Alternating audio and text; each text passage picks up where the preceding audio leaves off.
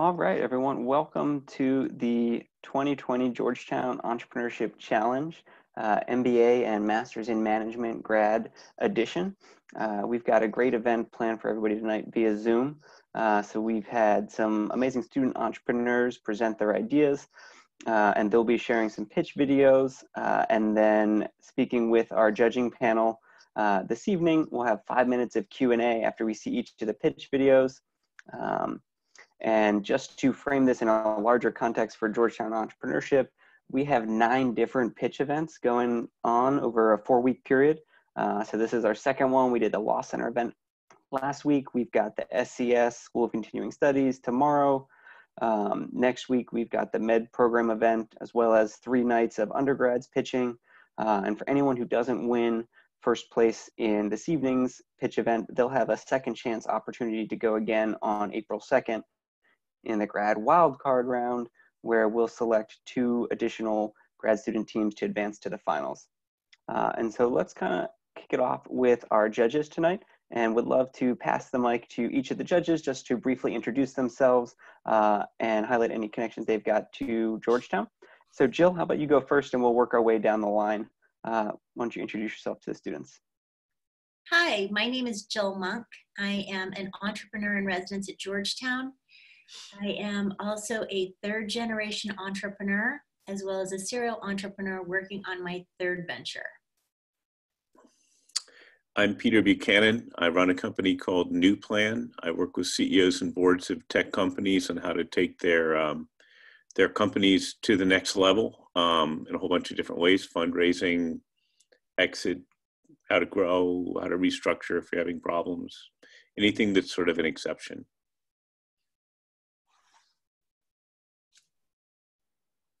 Great. Reza, you want to unmute and go next? Yeah.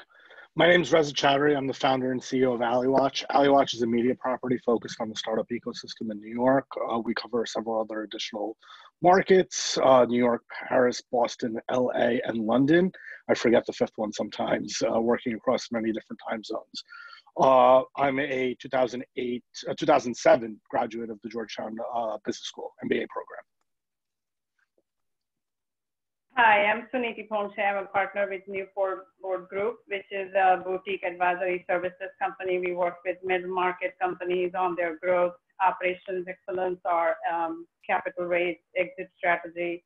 I have 35 years of experience in healthcare. My association with Georgetown is I used to be Chief Information Officer of Georgetown University and Georgetown University Medical Center several years ago.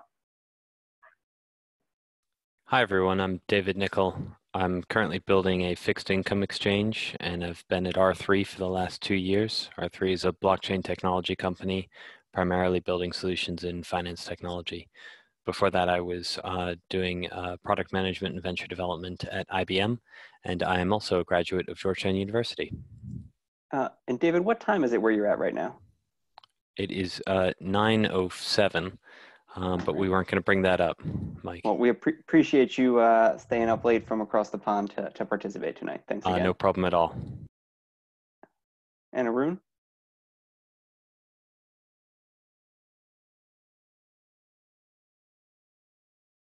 Well, I know Arun's here in the room.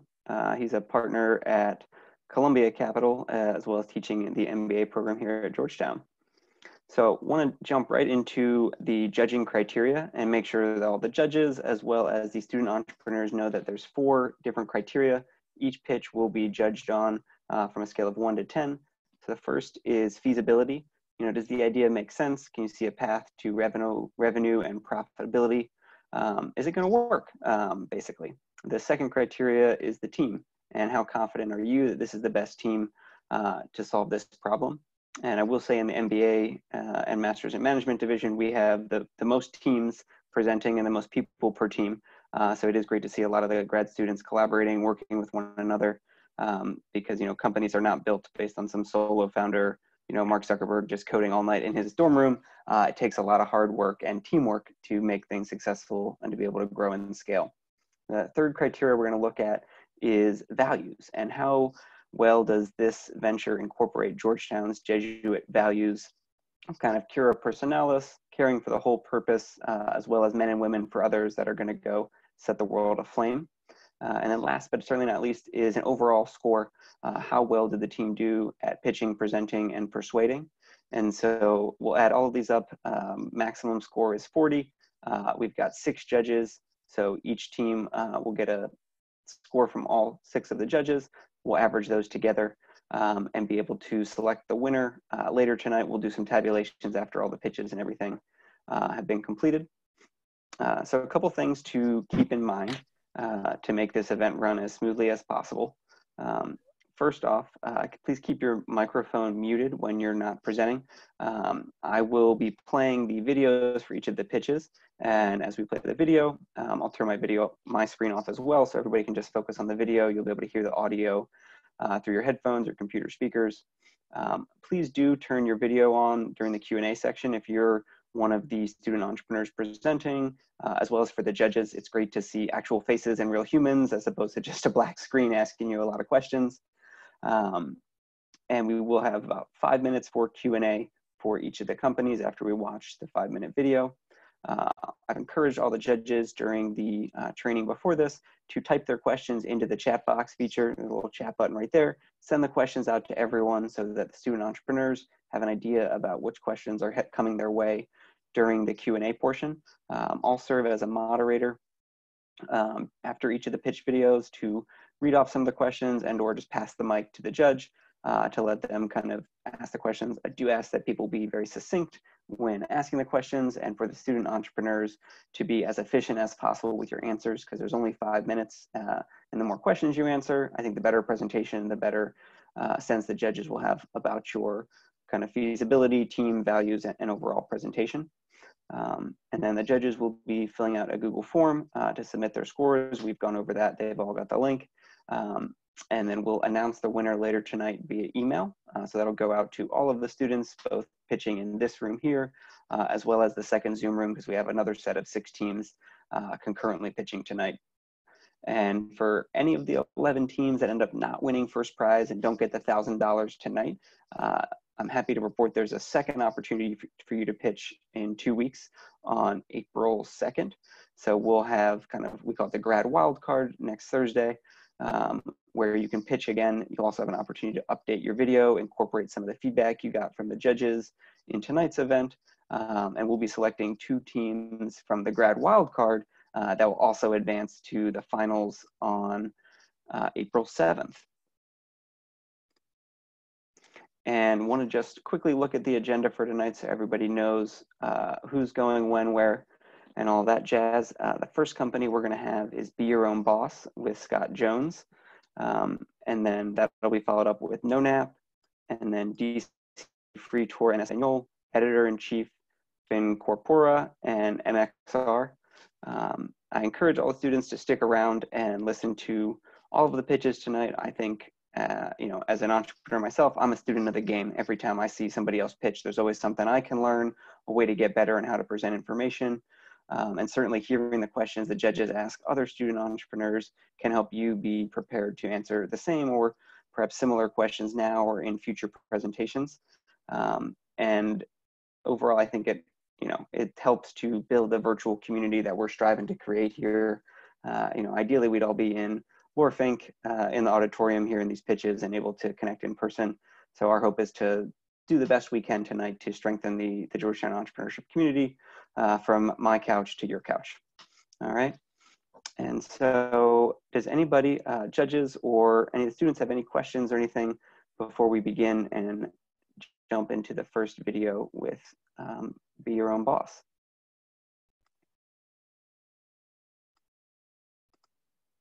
Great.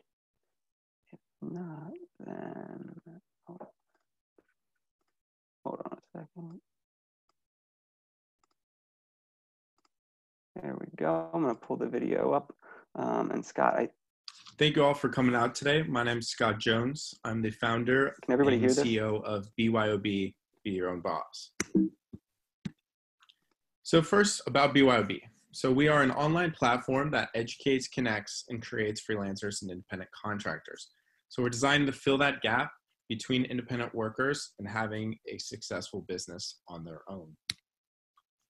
So let's start out with a little bit about the world around us. So we've got the rise of the gig economy and this new desire to become an independent worker and freelance on your own. So 57 million Americans freelanced in 2019, and that number is expected to continue to rise. Now, all of those studies were done before COVID-19 and the coronavirus that has come about. So just like in 2008, it's expected that there's going to be many layoffs. Up to 37 million jobs may be at risk, and a lot of those will turn into contract works and to gig works. So for people who are recently laid off, they'll now have to find different gigs, find different contracts, kind of scrape through. And so all of that happened, and the underlying theme even before COVID-19 was that AI and analytics were already starting to displace the traditional worker, and up to 38.6 million people may be displaced by 2030. That's a McKinsey estimate because of AI and analytics. So what that looks like is a company may see that they no longer need a one head FTE for a specific job, and so they're going to move to a contract worker instead to take care of that. So what's the problem for freelancers? Well, one, laws, regulations, and taxes make it extremely complicated to even get started and then to stay on top of.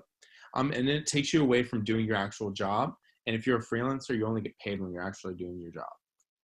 So an overwhelming amount of resources also are a big problem. And I know that doesn't sound as bad, but when they're from different locations and you don't really know anything about the places that you're researching them, it becomes troublesome.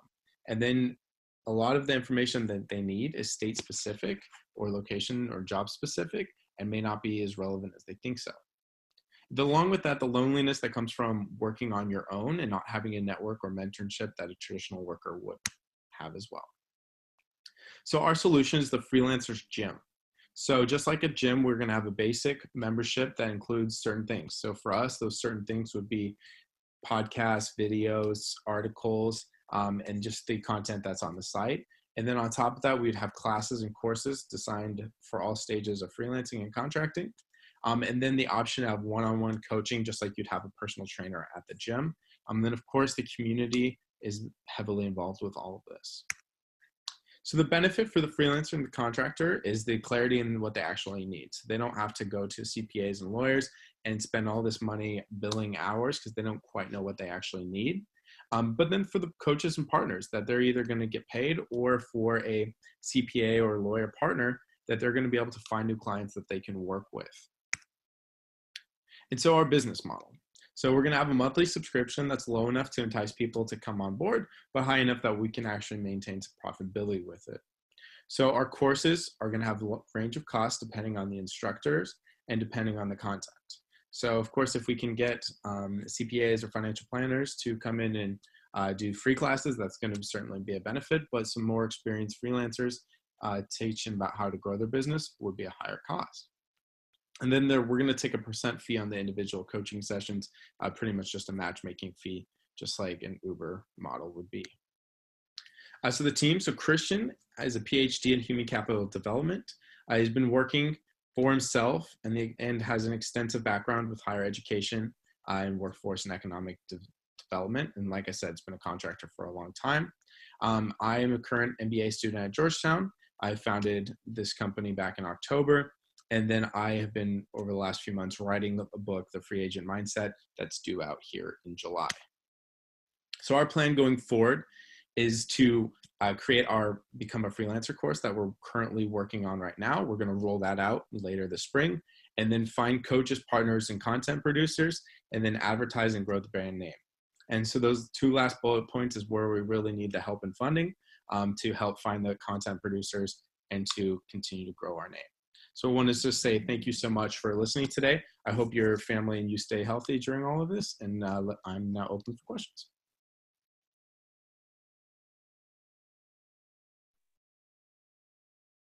All right. So we've got Scott here teed up and ready to answer any questions. And let me pull the chat back up. I know we had Peter, you had a question in there, I believe. Do you want to go first for the Q&A? Yeah, I just find it. I guess my first question is who are the competitors? Because I've been a freelancer since 1997. So who are the competitors now, and how do freelancers do this currently? Yeah, absolutely. So, I mean, right now they're going directly to CPAs, and sorry, there's multiple people in the house right now. They're going directly to their CPAs or attorneys and having to spend extra money to spend more time with their CPAs and end up having like good relationships there. Otherwise, yeah, it's going through online resources and finding blogs through a multitude of sites, but that's part of the problem is there's just so many random sites that occasionally have a blog or blurb about freelancing. All right, so the next question we had from Reza. I'll pass it over to you if you want to ask it. Hey, good presentation. Thank you. I'm in the content business, so I kind of deal with this on a daily basis. So getting people to pay for content, tends to be difficult. How do you guys differentiate the content that you have from sort of the resources that are already out there that are free? Yeah, I think the biggest difference would be that coaching model. And ideally, the idea would be to have the coaches be producing content and then being able to directly meet with them. So if you can have a coach put an article out there saying this is the 5 steps or whatever you need to grow your business, and then, I can schedule an appointment with them right there and actually have a one-on-one conversation with them or join their class as opposed to just reading an article from them. Great. And then the next question from Suniti, who is the buyer, right? And how will the coaches be connected? Yeah, and that's going to be networking from us and building up. And I already have started a network with a bunch of DC freelancers, and that's come from the book that I'm writing. But yeah, it's going through and vetting different potential coaches. From the experience of interviews I've done, there's a lot of people who would love the opportunity to coach and make money and some money coaching them. So it's just going to be about getting the word out to the company. Gotcha. And Suniti, do you want to follow up with your other questions you just typed in as well? Yeah, so it's unclear as to what resources or services will you offer to these independent freelancers, and how do you help with lead generation? Yeah, so those would be part of the courses and the classes. So when we're having classes, it'd be more than just how to become a freelancer. There would be the growth classes, there would be building your brand classes, there would be targeting different customers classes. So there would just be a variety of different classes, just like, and I use that gym analogy because there would be so many different types that you could attend. And then David, I think you got the next question. Hey, yeah, great presentation, Scott. I'm glad to hear that lots of other people are in the house, isolating, staying safe. Let me find my question. Yeah, it was, are you going to try to work employers into the business model directly? So not at this time. There is a significant amount of companies out there that are already doing that with Upwork and Fiverr, and those type of companies kind of leading the charge. So that I see as a market that would be too tough to beat right now. So you would differentiate more in the content that's actually provided to the freelancers? Exactly. Okay. The content and the education. Thanks. And so then from Arun, we're curious, what is the cost that freelancers are willing to pay? And have you done customer discovery, and sort of what have you learned about willingness to pay for this? Yeah, so when I first got started, I'd done a ton of interviews, and people are willing to pay for it because they've made errors on taxes that have cost them hundreds, if not thousands of dollars, because they weren't unaware of what they were supposed to do. So many people start with the side hustle, and next thing you know, they make too much money, haven't saved any in taxes, and don't know where to start. So that's going to be an issue. So there is a willingness to pay, but that's why also it's important to keep that monthly cost pretty low. Is there a segment of the freelancers that you think would be more willing to pay than others? Yeah, that definitely the higher skilled is where we'd want to attract. If they're making more money, they have more money to pay, and their desire to get it right and grow is going to be more important for them. Nice. And then Jill, you had a couple more questions you want to chime in? Yeah, so Scott, I was curious, this is a somewhat similar model to a WeWork or a comparable to a WeWork, in the sense that it's a real estate play. It's real estate plus, but it seems like a core success factor would be the real estate. So if you were successful in an area, in a geographic region, why wouldn't WeWork look at your model and add that coaching and add that content, or more of that content than they're already offering? Like I see the real estate and the content / coaching as two differentiators, but without good real estate, is it really realistic someone's going to drive? So coming back to the question, like how do you think you'll compete with companies that have the real estate for the gig, workers in the gig economy? Yeah, I think the intent is not to have the real estate. The intent is just to have the online platform and connect people who may use the real estate. So love to partner with WeWork, would love to, any of the other sharing spaces would be a great place to connect and have multiple people working together and create more of that community. More I was talking about is more like an online community. And I know I compared to the gym and the physicality of a gym, but it was more of just an online platform. So there's no real estate at all? No.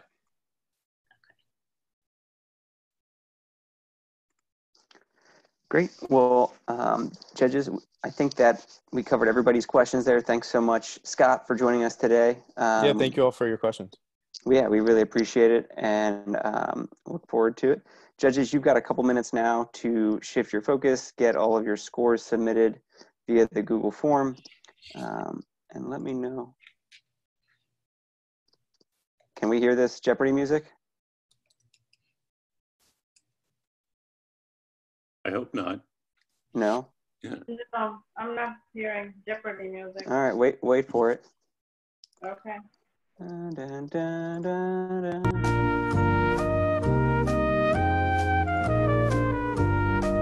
There we go. How about now? Cool. I'm gonna let this roll for a couple minutes, and then once I see the results come in the Google form, we will go on to the next company, NoNap. What was the name of this company again? Be Your Own Boss, BYOB. Okay, thank you. All right.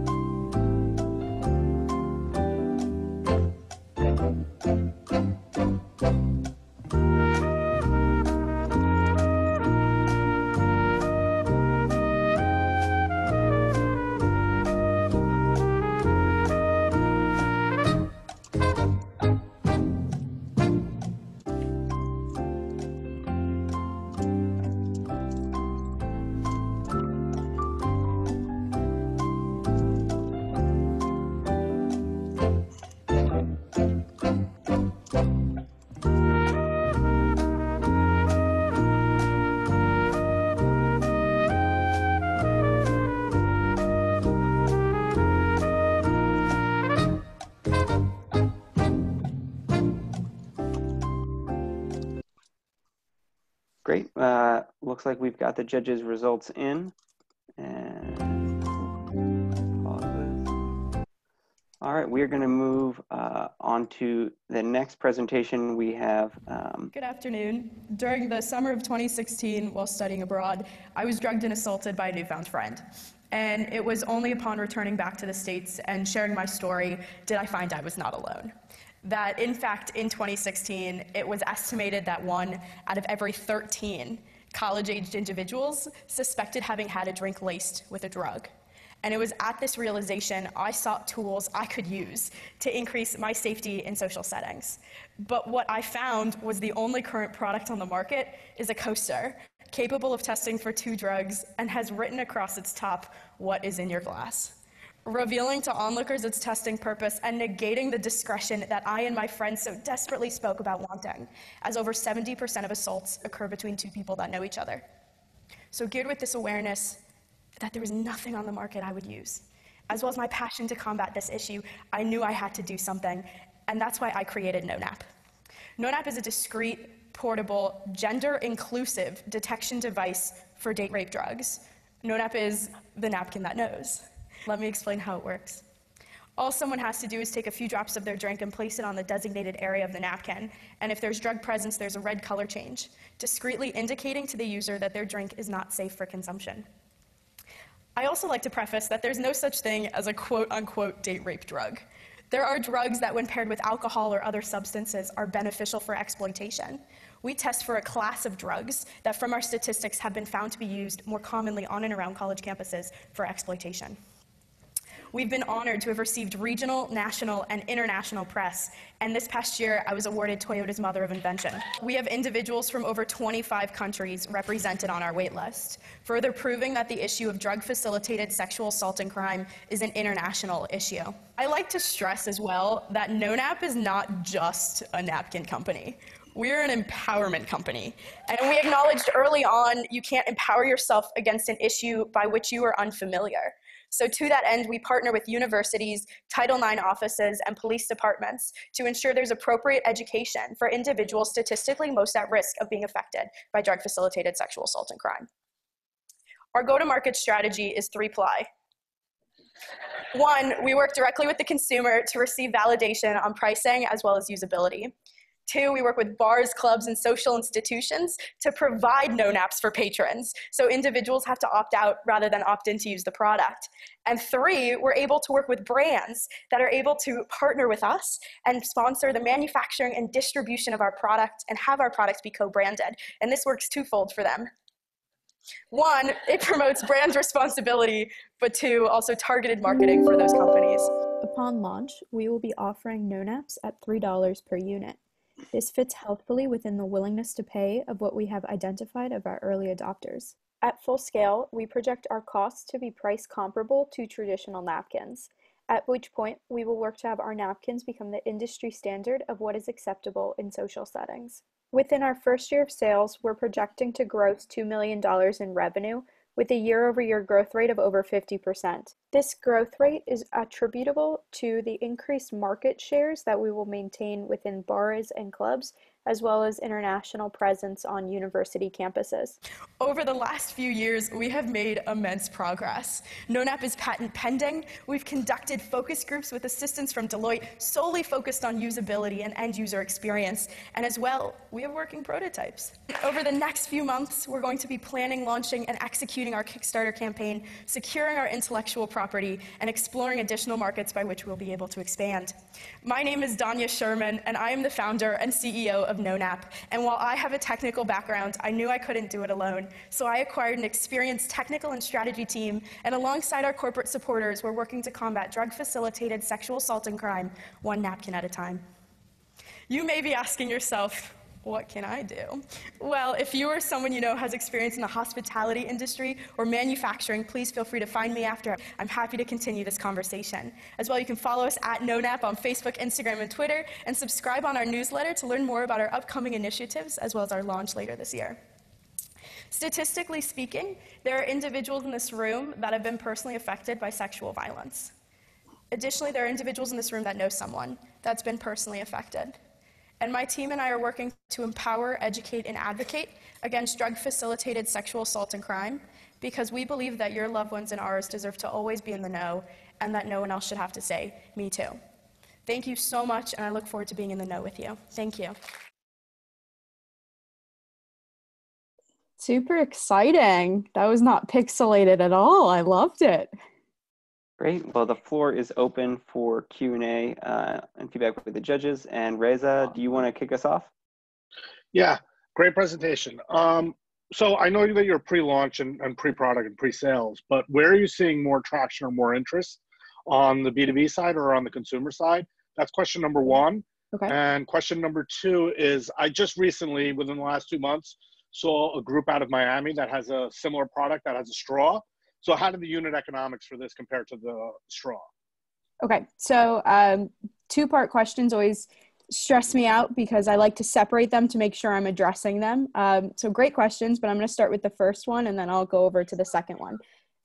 So the first question on traction side, we have been working on the company for around 2.5, 3 years now. I have individuals from over 25 countries. I think the list right now is around 2,500, 3,000 people on our wait list. All press has been organic, nothing that we've paid for. And that's how we've been able to get individuals interested. As far as working with businesses, now I'm in Arizona, but when I was in DC, we had worked on growing a coalition of bar owners and club owners to get their feedback on unit economics as well as feasibility and usability in institutions.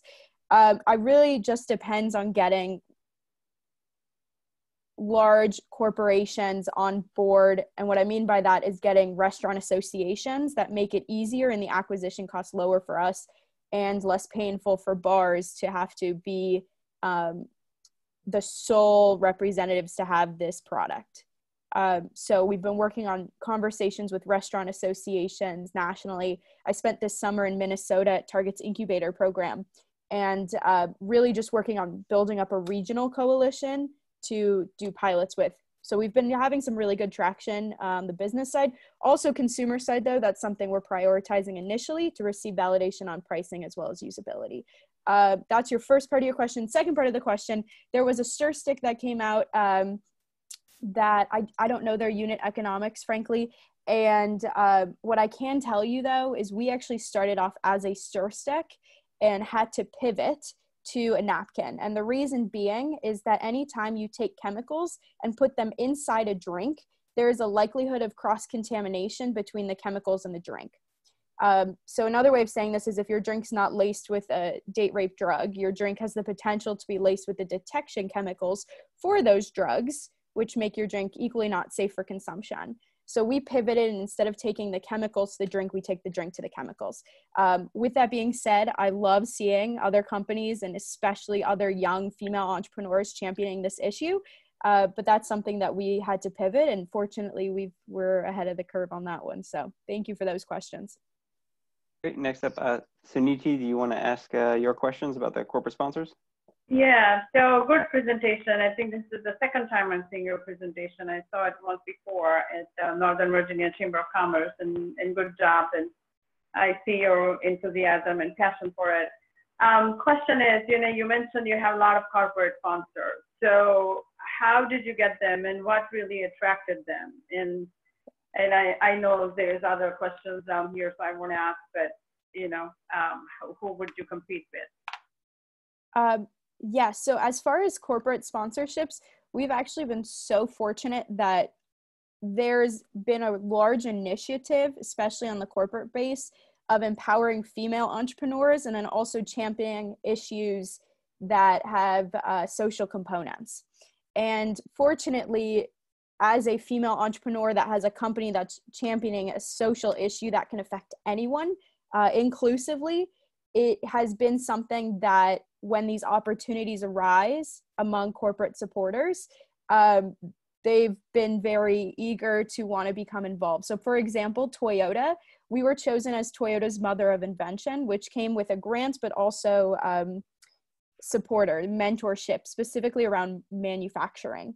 And Ford came through one of the pitch competitions that I had won. That's another opportunity. When you go to these competitions, oftentimes they're sponsored by a larger corporation that has a stake in wanting not only brand awareness wise, but also social responsibility wise through their corporate social responsibility.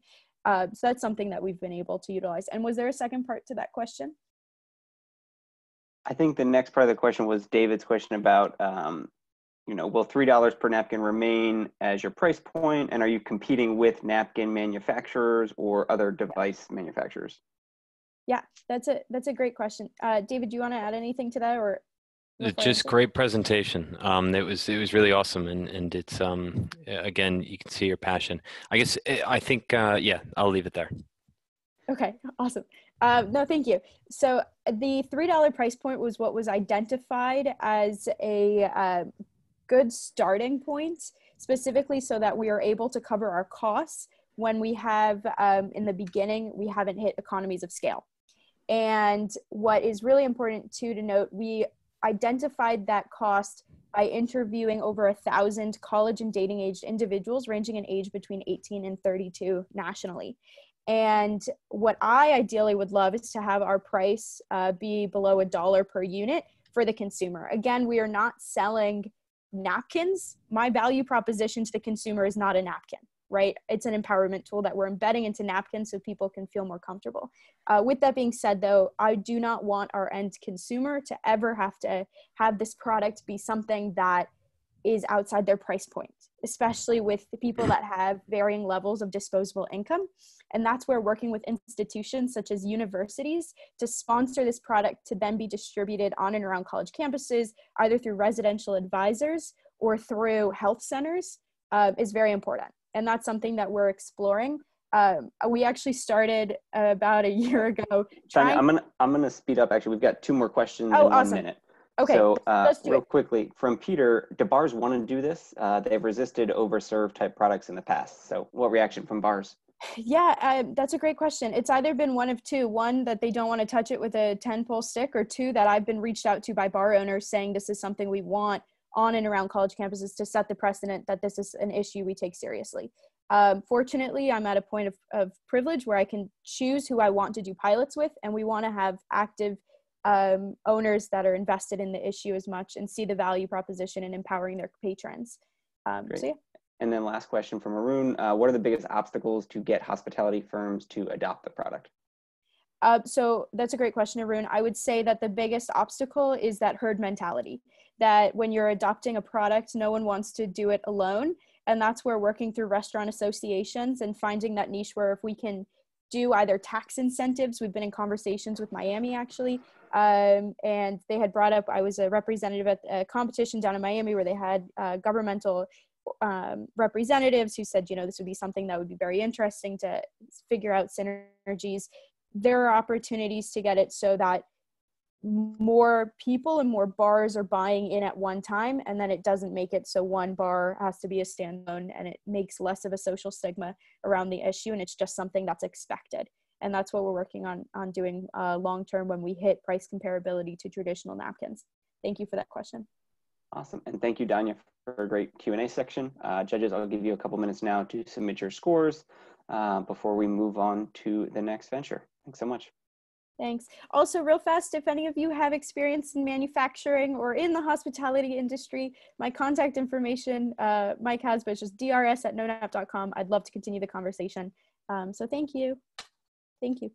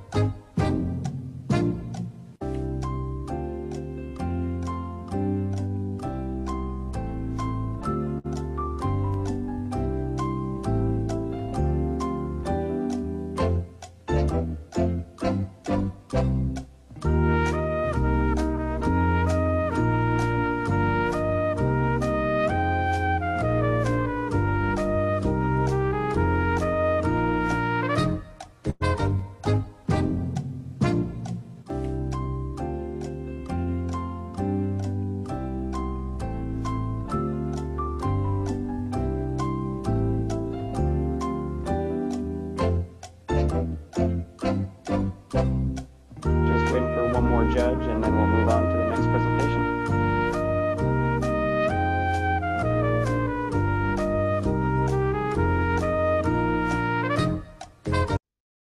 Great. Well, next up we have... Welcome to DC. What a great city, right? I fell in love 2 years ago once I arrived here. It's beautiful, clean, with museums, monuments, and I'm not the only one. Every year, more than 24 million people visit Washington, D.C., and more than 6 million visit the National Air and Space Museum. And do you know what? Currently, 34% of the US speak Spanish. There are more than 50 million speaking Spanish.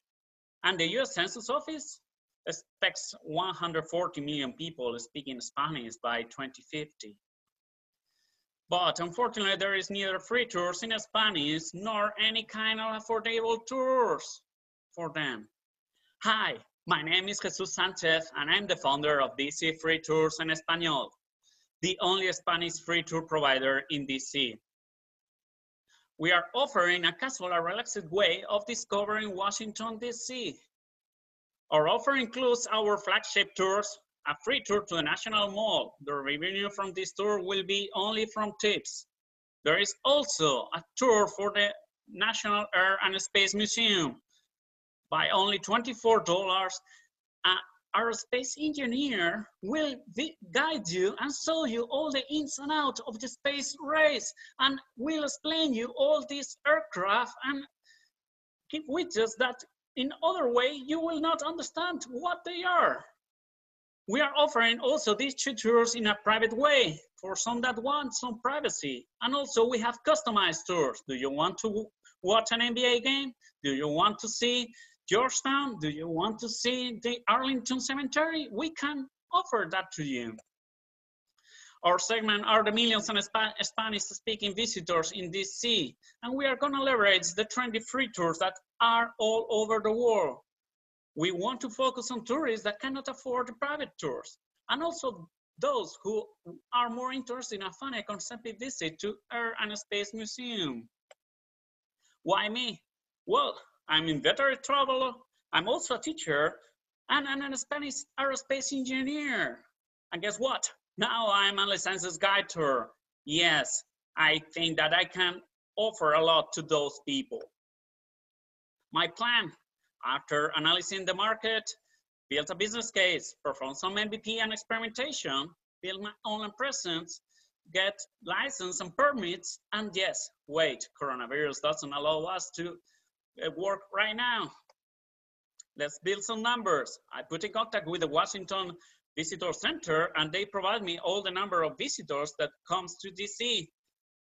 I estimate that 2.5 million people of all these visitors come to making tourists and also speak Spanish. Let's assume that I am able to capture a small percentage as a 5% of all of them. And let's assume that they only give me $5 as a tip. Tipping is not so usual in South America. That will make more than $600,000 and only from the free tours, not included the private tours. I ran some MVP experimentation. Yes, as always, I started with by the 3 Fs, friends, family, and fools. And actually, I get so good feedback from them. They were very pleased actually from the visit of the National Air and Space Museum. I also have planned to make a visit to my executive MBA class in Georgetown and also have some arrangement with some teachers in the Prince George's County to show them the mid-school classroom. DC. I built my online presence. Yes, I built a web page. DCFreetours.com is now live. Also, an Instagram page, I think is the best tool nowadays. And yes, TripAdvisor is the most visited website by tourists. I put things in order and I get my license of guide tour. So, with your help, I will face all these expenses for the first year. Hosting, register the company, and get certification, build some and buy some merchandising. But if I win, this is a long plan. Let's get some good web design. Let's get some Facebook and Google ads. Buy some merchandising. I'm thinking about buying an iPad in order to show some videos during the visit of the National Mall and the museum. And yes, I will need some legal, labor, and tax advisors. If this grows, I will need a second guide tour that speaks Spanish to help me. Thank you for helping me discover DC to the Hispanic world.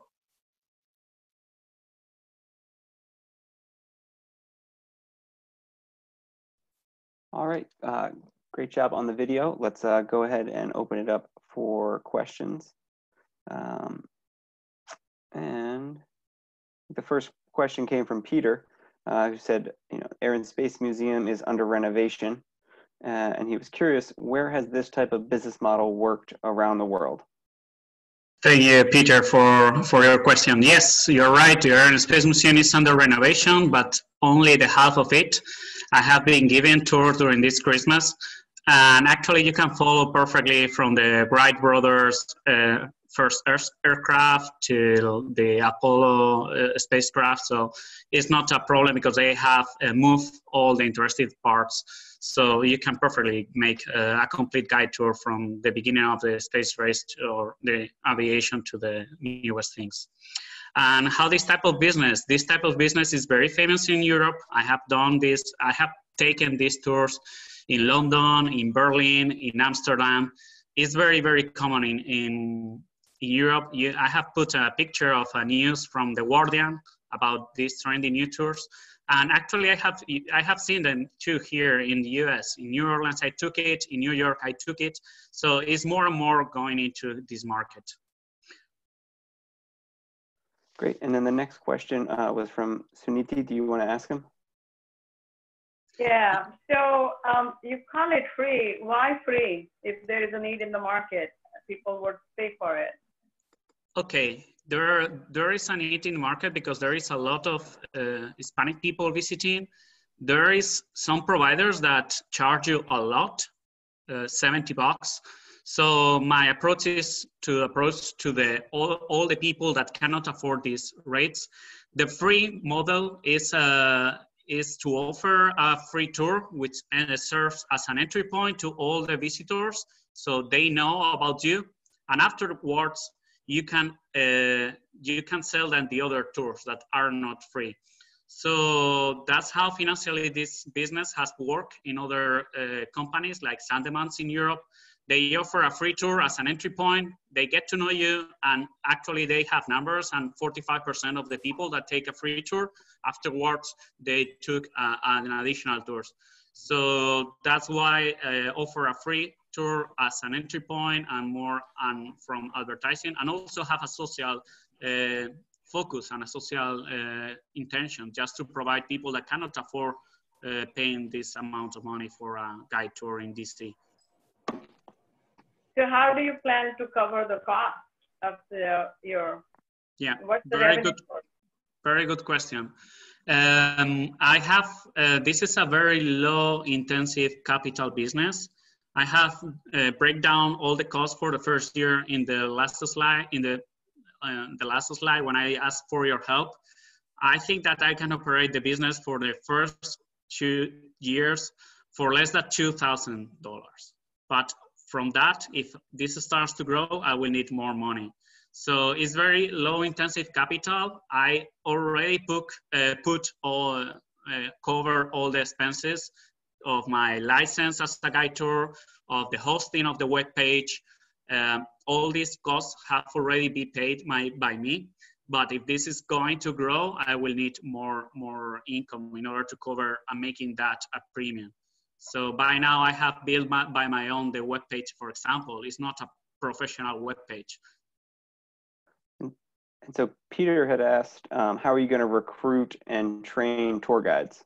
Yes, tour guides are the face of our business. They will be in contact to the customers. So it's very, very important then to show and to mirror the spirit of the business. I will leverage my contacts here in DC that actually have friends that speak Spanish and are living here, know very well. And obviously there will be a training and a script, and I will give them a couple of 3 training sessions and offer them the possibility to perform some training tours with other people and see if they are mature enough to have one by themselves. This is usually how other companies have trained their guided tours. They usually give them 2 tours as an example, and then they test them how they have done. And if they had bad feedback from customers, they directly don't hire them. Great. Reza, I'll pass the mic to you next if you want to ask your question. Yeah. Are there any substitutes that are app-based that offer low cost and that are catered towards Spanish speakers? Yes. Actually, they're the only company that offers free tours in English. What they have built is an app for your cell phone. So you can download this app and you can, I have done that. It's paid app, by the way. And you can download like the audio recording of an audio guide. So the app or mobile app will give you some audio instructions in Spanish, but are not very well. And sometimes it's not very synchronized, and you lose completely this touch and this feeling of having a guide tour where you can ask him something. At the end, it's like an audio guide. And it's a complete, it's like from night to the day. There is no difference. There is a lot of difference, sorry. And then Arun, I think you've got the last question in there. And so Arun was curious, how big is the average tour group? Mm-hmm. So in Europe, usually they make very, very big tours. I mean, 40 people, one person giving the tour to 40 people. You have to think that they're very well expanded, and everybody knows that. Once you take a free tour, you take it every city that you go for the first time. I don't plan to do that big group because I think that you really lose contact and you don't reach your tourists. And also, especially for the National Air and Space Museum tour, you cannot have more than 20 people in front of you. You can, it's not factible to move around the museum with 20 people around you. And Arun, do you want to follow up with the other questions you had there? You are muted, sorry. Sorry. Given, the size of the group, what do you expect the cost of customer acquisition to be? Exactly. So the customer acquisition is, as I mentioned, is very low because this business is promoted online. So the expenses is very low intensive in capital. The numbers I have drawn, I put them in the PowerPoint.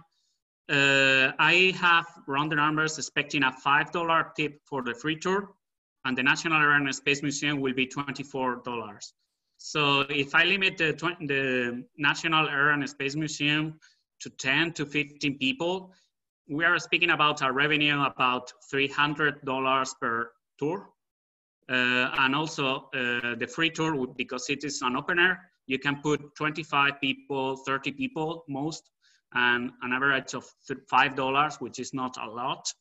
You can do the math, it's 1,500. Okay. Sorry, it's $150. $150, right? Yeah, $150. And then the cost to get those 30 to 40 people?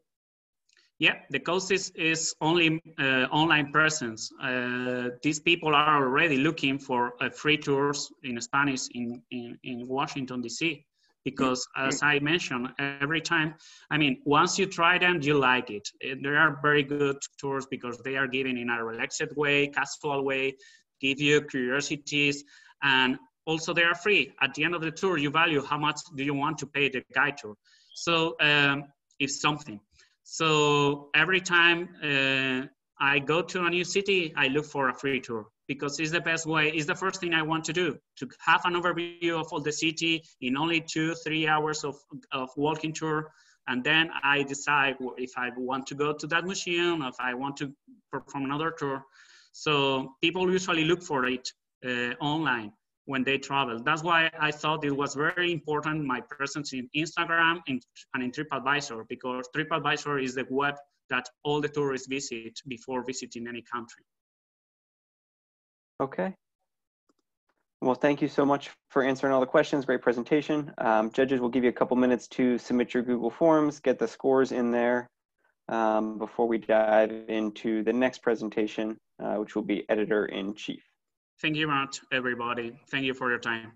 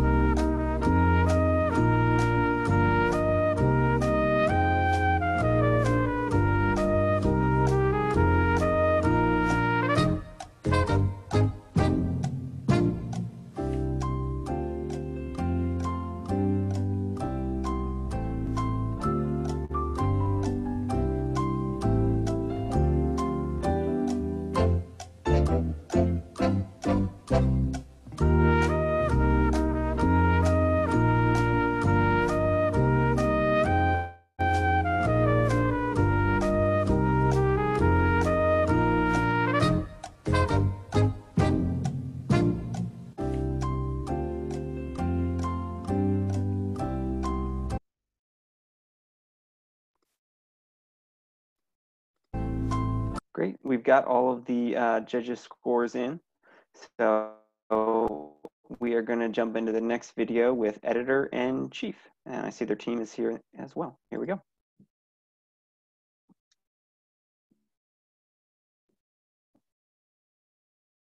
Hello, everyone. We are Editor-in-Chief, a new startup company that is looking to capitalize on a transition in the fashion industry.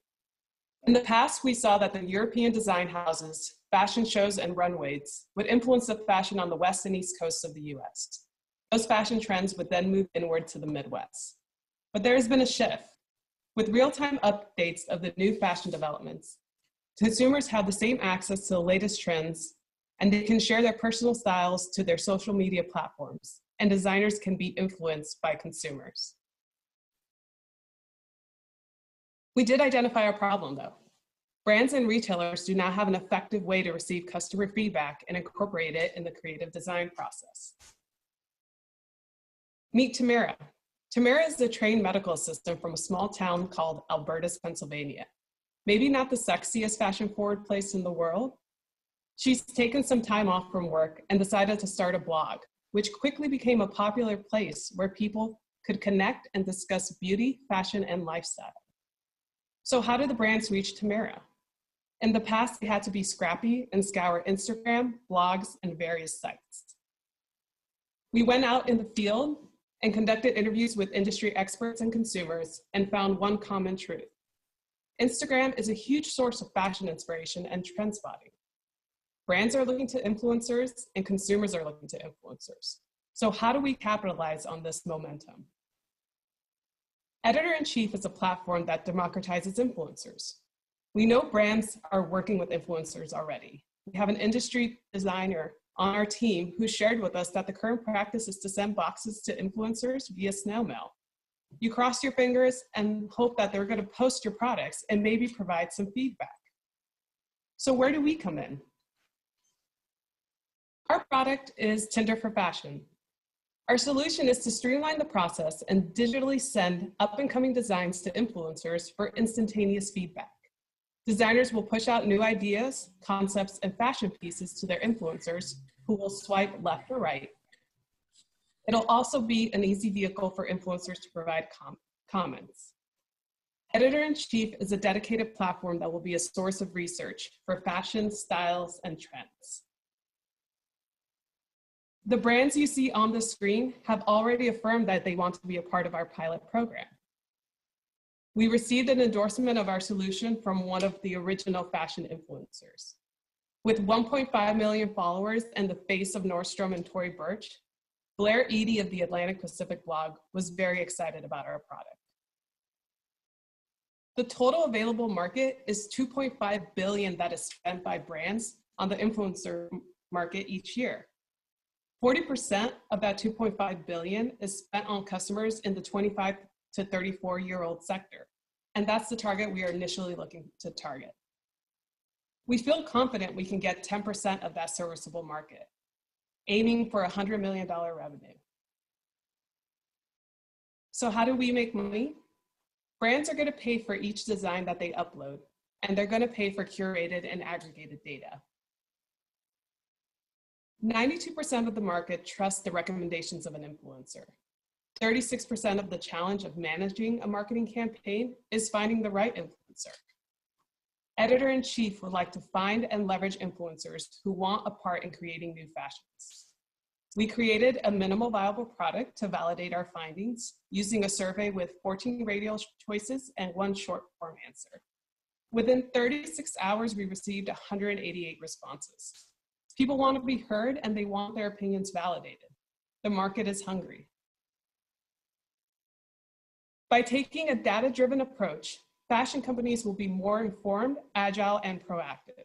It allows brands and retailers to be more competitive, acquire more loyal customers, and maximize opportunities within their target markets. Won't you, like Editor-in-Chief?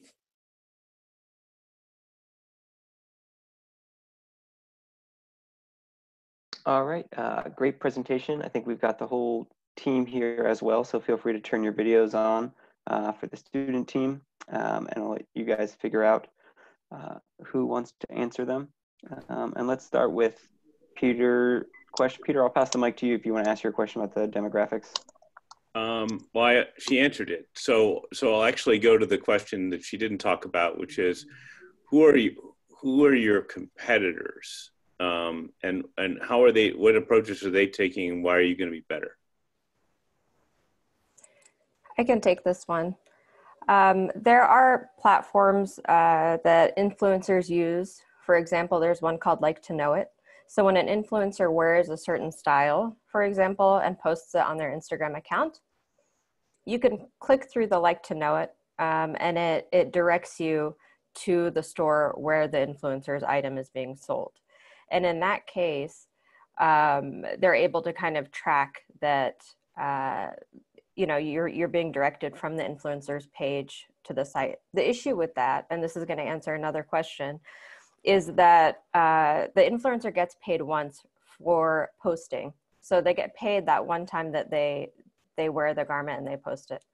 With Editor-in-Chief, once they give us feedback, it's going to happen prior to production. If that item goes into production and they post it and people like it, we would implement potentially a royalty program for the influencer. And you'd be able to do that through our app. Okay, great. And then next question from Reza. She just answered my question with her response. Right. Well, then I'll pop it over to David. Hey, yes. I was wondering why an influencer spends time in this app rather than Pinterest, Instagram, other apps where people spend time. I can take this one. Influencers are going to spend time on our app. It's because it's a dedicated platform specifically for fashion and trends and stylists. Unlike Instagram, that has become just this, you know, it's a great space where you can literally put everything. You can put what's happening in your social life. You can put what's happening at work. You can put various different businesses, food, puppies. This is a platform that's really just dedicated to getting that traction of information from designers, from retailers to the influencers.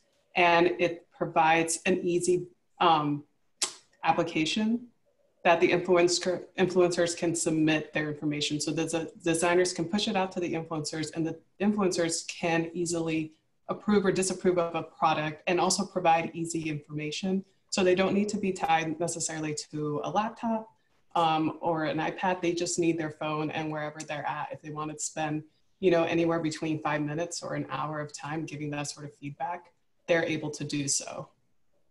And David, if I could just add on to that as well. Some feedback that we heard from a lot of influencers is the fact that they get garments in the mail, like everyone talked about in the video, snail mail, and if they wear it, then they're paid.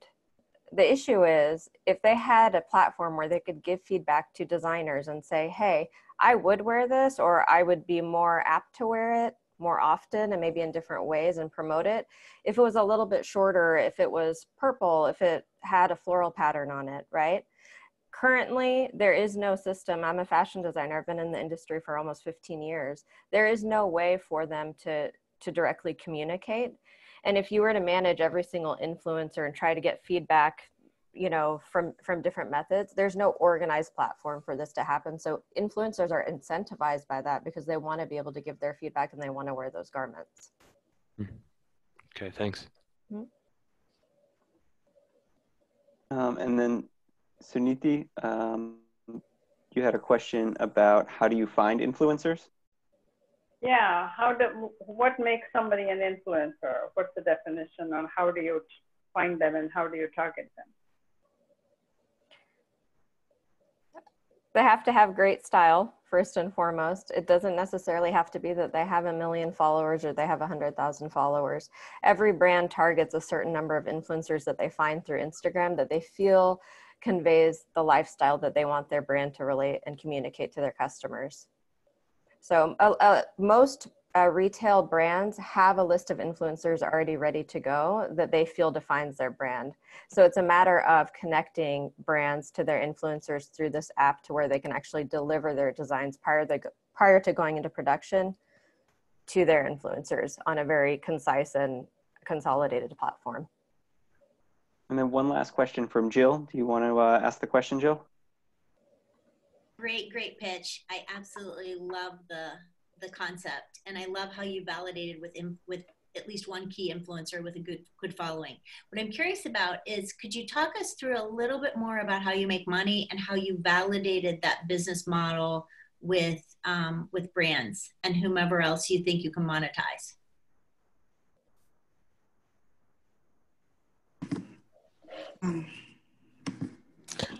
Harish, you're off. Yeah. Unmute your mic. Yeah, so our business model is coming from 2 revenue streams, which is coming from the brands. They're gonna pay $100, for example, for one design. And for a redesign, for example, we're gonna charge $200. And then it's gonna make up, and if we're gonna work with 20 brands, it's gonna make up for $2 and $6 million. And then we're also gonna charge them for data set. For example, like 15 data sets. And if we're gonna work with 10 companies and we're gonna charge, for example, $1,200. So basically our total revenues, it's gonna be around $3 million for the first year. And then it's gonna ramp up in the following years. And we will have a very high net profit and net margins. Like, for example, the first year it's going to be around 35%, and then it's going to be higher because we're not going to have a big capex on that business. Everything is going to be online. So what is the average revenue per customer, per brand? Probably, I can take that question. It depends on the number of products that they advertise through this. So on an average, depending on if you take 1,000 designs of which they probably advertise, let's say 500 or maybe less, of it, then you're looking at anywhere from per year from $1 million total for 20. So on an average, you're looking at 20 over 1 million, which is about 50,000. Okay, and has this been validated with brands that there's okay. Great. Well, thank you for answering all the questions. That about wraps it up. Thank you. Thank you, everybody. Thank you. Thank you very much.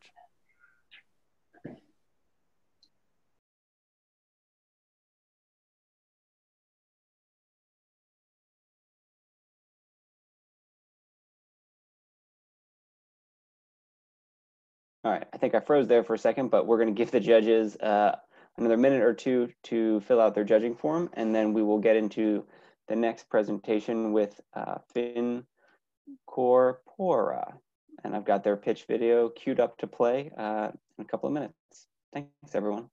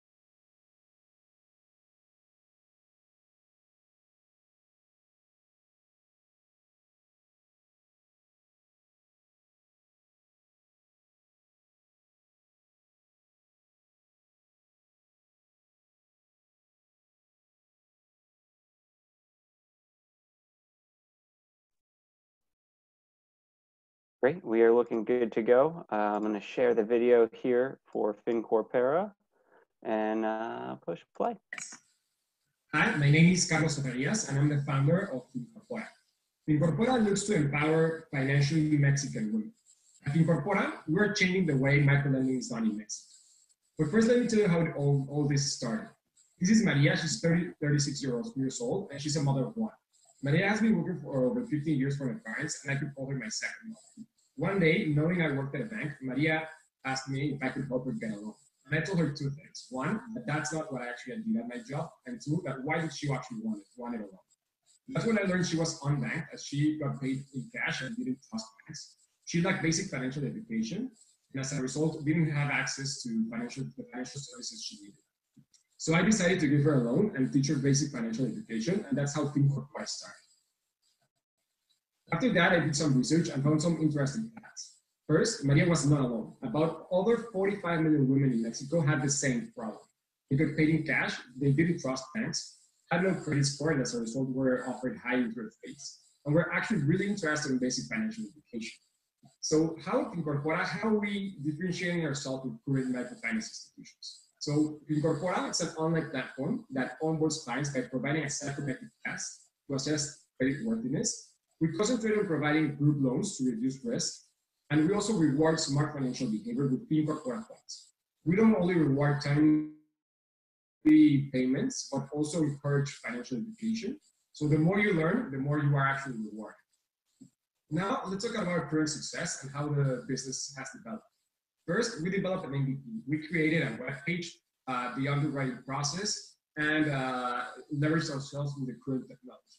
So we launched a Facebook ad. We actually had more than 2,000 interactions, more than 1,000 page views, and we saw that more than 133 clients were actually interested on applying for it. Out of those 133 people, actually only 33 applied for the loan, and that's how we actually created our first group and started our traction.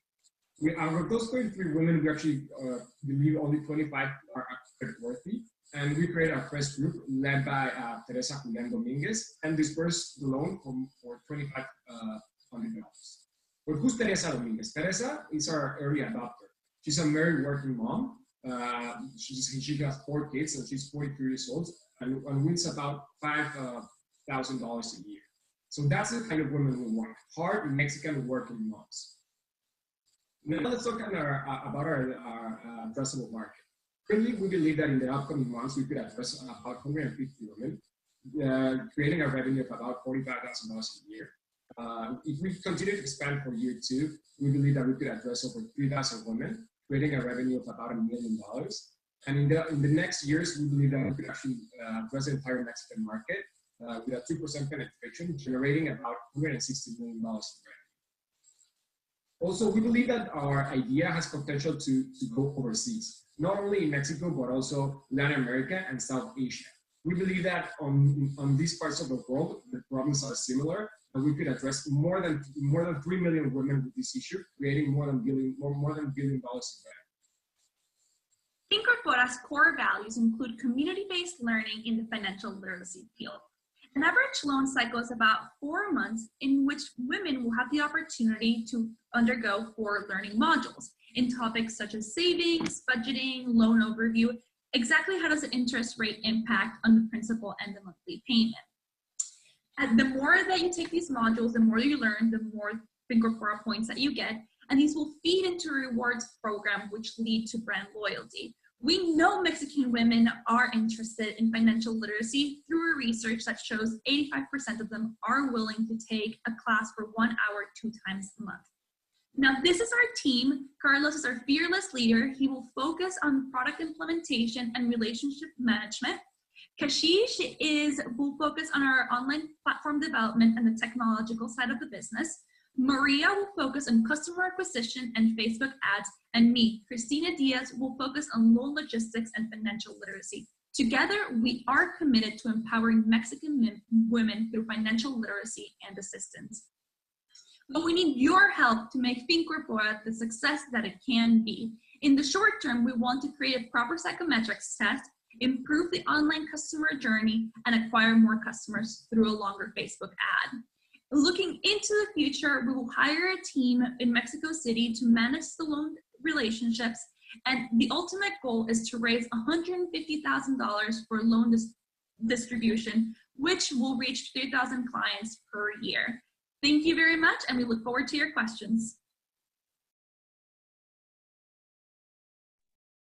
Great job on the presentation, team. That was excellent. I'm going to open it up to the judges now for the Q&A portion. And looks like the first question is from Peter. Peter, do you want to ask your question, actually? Sure. Are you also taking interest-bearing deposits? No, no, we currently are not. We're only giving out loans today. But the plan is that we grow enough, we'll be able to capture money and actually be able to do that, to actually fund ourselves to give out loans.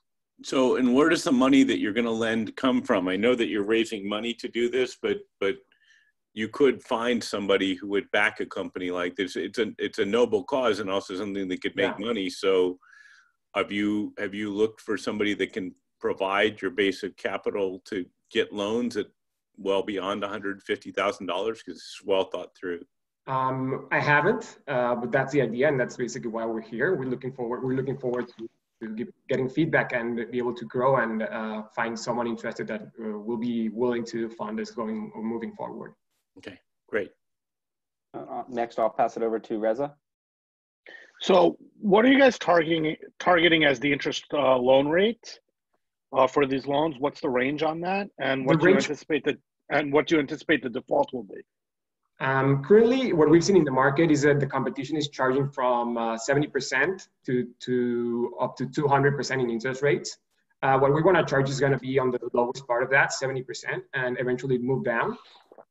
What we've seen about the default rates in the current system in Mexico, it's about a 4% default rate. And it's actually less if you take it just to group lending, which is where we're concentrating right now, and just on only group lending to actually reduce that risk and assess our business moving forward. And well, I think I've answered the question. Yeah. Can you just emphasize, you said 70%? Yeah, currently 70% annually. 70? 70, yes. Okay. Oh. Short-term loans it's 4 months of paid every 2 weeks. David, I'll pass it over to you next. Hey, yeah, thanks guys. Great presentation. What's the regulatory exposure? Will you need a banking license? And then also how will you do due diligence on both the borrowers and the lenders? Currently we don't need a banking license in Mexico. Currently just establishing a normal SA, the CV, which is a normal company in Mexico. We can operate as a loan provider. So we don't need any banking licenses. But so what was the second part of your question? How will you do the due diligence on borrowers and lenders, assuming that you have like a marketplace with two sides? Yes, we're currently only doing it on borrowers. We're not doing it on actual lenders. So what we're doing is we do the psychometric test. It's like a few-step process. So first, for them to apply to the loan, they have to do the psychometric test, where we analyze normal behavior, just and ask normal questions of how many hours do you work a week, how many kids do you have, how long have you been working at your job, if you make your bed or not, just basic questions. And that's been proving that those kind of questions are actually correlated to a person's financial behavior. So we're using that to do a first assessment of our clients.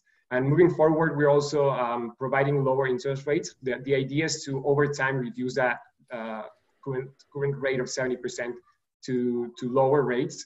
But it's easier to go from up to down and actually down to up, basically, because we want to see how much of our operating costs are going to be being taken out of those interest rates.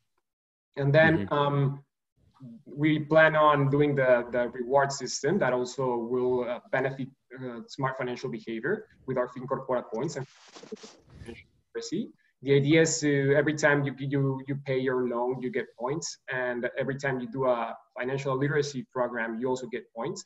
We're providing rewards just such as rifles of kitchen appliances and that kind of stuff to encourage the smart financial behavior that is not currently being done in the market. Okay, thank you. And then Suniti, I will pass the mic over to you. Oh, I think you're still on mute. So I was just trying to understand, so your offering is a training platform and banking? Yes, so the platform is the idea is to be able to provide both things, lending platform and also financial education. So we're not only focusing on giving out loans, but also educating women to understand how actual loans work and the basics of financial education, just savings, or how to actually insert themselves into the banking industry or the financial services, so they actually get access to other services that they don't currently have, just insurance and basic financial services.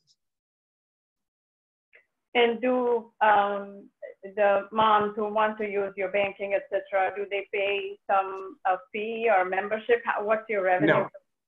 No, we're doing we're still working on our webpage. We want to do a submission or well, you have to do your own username.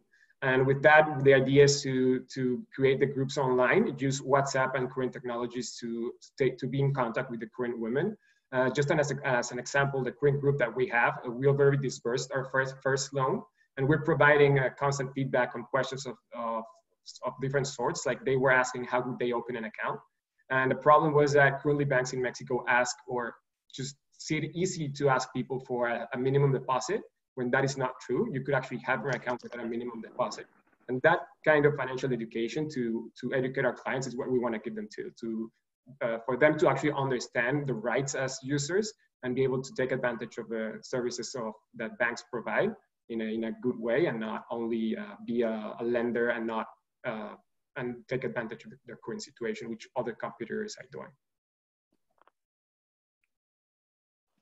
Great, Carlos. Thank you. Your revenue source is? It's the interest payments from the loans. Okay. What do you project as default rates? I'm projecting a 5% default rate, but I want to do maintain a bigger reserve account for default of about 15% at the beginning of the project, because we expect that we want to actually see if this traction that we're having is actually working, the way we've seen women are interested on it. And now that we're actually putting it into practice and giving out loans, we're going to start to see if they're actually paying on time or not, and if they're actually liking the process that in our interviews they said they would. So we're basically putting everything into practice right now. I'd like to say that for the default rate, we're starting with a higher percentage, but the fact that the loans are only dispersed in groups of women from 5 to 10 really decreases the default, because these groups are not random women that are together. These are usually cousins, sisters, neighbors. So if your sister defaults, you're going to be mad at her, right? Because you're going to have to pay for it. So we're counting on that culture to really keep that default rate low. But like Carlos said, setting worst case scenario just in case. Exactly. Wonderful. Great job on the presentation and the Q&A. We're going to give the judges a couple minutes here to submit their scores. And then we actually had our last company drop, unfortunately. They're not able to join tonight or participate. So this was the last pitch, judges, that we're going to see. So I'll let you. Thank you, everyone. Thank you. Have a nice day. You guys. Thanks for everything, and thanks for all your questions. Good job, gratefully. Absolutely. So I've got a couple closing remarks, and then if any of the judges want to say anything as well for the students, feel free. You know, I think this was a great opportunity to see some of the best and brightest business school grad students, the business projects they've been working on. I know I've seen a few of the pitches a couple of times now over the course of the year, and appreciate everybody's participation and using the technology. This is obviously an adapting world we live in as we all hibernate in our homes. And so I'm also grateful for the social interaction and just being able to see some friendly faces and get everybody's participation. The fact that David's climbing mountains in England and is able to be with us, I mean, that's just amazing. You know, one of the benefits that we wouldn't have. It's really amazing, by the way, that the sun never goes down there. Well, the sun never sets on a badass. Yeah, all right. Just never stops raining. That's the difference. So judges, I'll open it up to you. Do any of you have any thoughts or feedback overall on how things went, and any advice for the students? My first advice was, I didn't see I know it's a really short presentation, but some differentiation against the competitors, even if it's 15 or 30 seconds. 30 seconds makes a really big difference, because it could be that a competitor has an old business model but a lot of share and you're trying to disrupt them. So for instance, this last presentation, there are a lot of people that like to do these micro loans in a whole bunch of different forms in different countries around the world, and a whole bunch of different business models have been tried. So a little bit and it's well known. So understanding why this is novel in the market you're going after is important. Great. I would say I loved seeing all the presentations, and the passion of all the teams was amazing and really inspiring. So thanks very much for spending the extra time on this. I think the differentiation point is really helpful, as well as really very simply getting to the message of value to the end user and how the business model will make money. So why someone's going to use the product, and then how their use of that product will make revenue for the company, and hopefully more than its cost at some point in time. But again, it was great to see all these pitches. It was really awesome.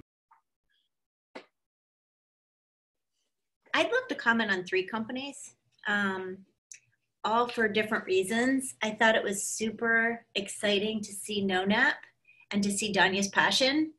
It's really exciting to see that there's solutions being provided for a real problem that's out there around, for lack of a better word, date rape or assault.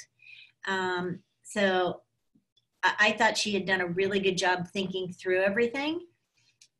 Editor-in-chief really spoke to me. I was amazed by how many people were involved on the team. I thought it would have been helpful to get an overview of more of their backgrounds, because clearly they had thought a lot about not only how would the app would be executed, but also the numbers behind it. And then lastly, my biggest surprise, I think, of all the pitches was FinCorp. I had actually, I can't remember his first name, but I'd actually seen him pitch before, and it had such a feel good, to it. And then when Reese asked them the question about what are you going to charge these women, and it translated into 70%, it kind of took my breath away. Like, oh, so it's really not as feel good as I thought it was. Now I'd love to be challenged on this, but I don't know. I just had some very mixed feelings about what, the Georgetown values, how that really translated. Carlos, if you want to chime in, feel free. Yeah, sure. I understand. And it's basically what we're doing right now is starting at 70% because that's the current competition, what they're doing. But we don't want to stay there. The idea is to start a way of underwriting women and make understanding that the current situation doesn't make them riskier than normal people. And what we're trying to do is build actually a model that could, every time they go through a cycle, we bring down that interest rate down to a lower rate.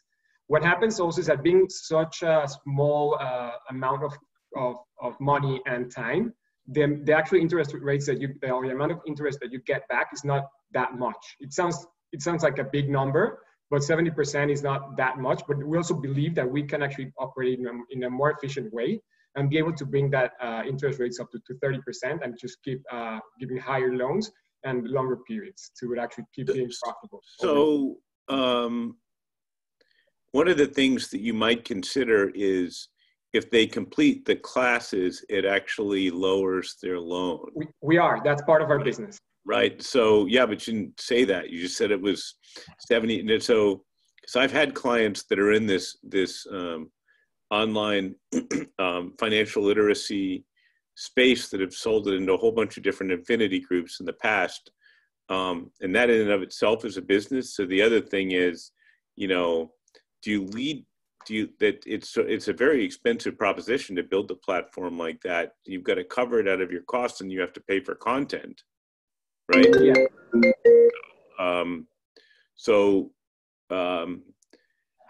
What do you need to do to actually get that platform built, or have you already done it? I've been building an MVP. What I did is a web page. What I actually want to do is an app where they could actually access all the content they need for financial education, and do a process of just doing basic online training and going through like a complete module of financial education. And every time you go through one of those modules, we'll give you the Fincorpora points I was talking about. And that also will give you access to lower interest rates, higher amounts of loan, and everything else. What I'm trying to do is to build a background within the company or within Fincorpora to create a credit background to those women that they currently have, and eventually be able to sell that information to other financial providers to show that history has shown that they are not as risky as they've said, and that I've been providing loans for them for X amount of time, and they're being really successful on paying them back with the right tools if they're provided with. Really successful customers that you're willing to give away? What, sorry? Really successful customers that you're willing to give away? Eventually for other financial services. Currently, the idea is to actually help women. That's what I'm trying to do. I'm trying to provide them a way to access the services that they currently have, but at the same time, the services they could not currently access, but at the same time, teach them the benefits of all the financial institutions. Because part of it is that they also don't trust banks. So it's more of a chicken and the egg. What goes first, if the credit score or giving them the loan? So I want to do the same of both of them by giving them the loan and creating a new credit score. So it's like a new way of underwriting women. Or the idea is to find a way to make this work. And that's why we're here. We want to listen what you guys have to say and eventually make it grow and see how we can pivot or make it better. Awesome. Any other kind of closing thoughts from any of the judges? On editor-in-chief, I think there's a really big community building opportunity inside that application. That's sort of a private environment for the influencers where you can create you can create a private set of people that you want to reach and touch them multiple times outside of Instagram, which would be super attractive. Of course, people age out and everything, but it would be super attractive, perhaps, to a fashion brand to have a built-in focus group connected to all of these influencers. Is that sort of, did I miss that and you're already doing it? Can I speak, if I may? Yeah. Say, actually, that is part of our idea. So we want, there is a lot of upside on this particular tool or the app that we are planning to build at multiple angles, both from the front end of data collection perspective and then being able to create a focus group or an environment similar to Facebook for fashion type of thing. But on the back end, the data that is being collected can actually be able to help fashion industry more from a data-driven designs and bring them to align with the trends that are going to be in the future without actually incurring high investments that could potentially go waste if things don't line up. Right. And I was just going to comment on that too. Part of the application is to have the ability for these different influencers to be able to gain traction and be able to monetize the success after the campaign. And obviously the brands are mostly in charge of picking their influencers. And it's not necessarily going to be random people. It's going to be people that they trust that, fall within what their design and their thinking are. And they're the people they're going to reach out to that, become these brand ambassadors, if you will. Yep.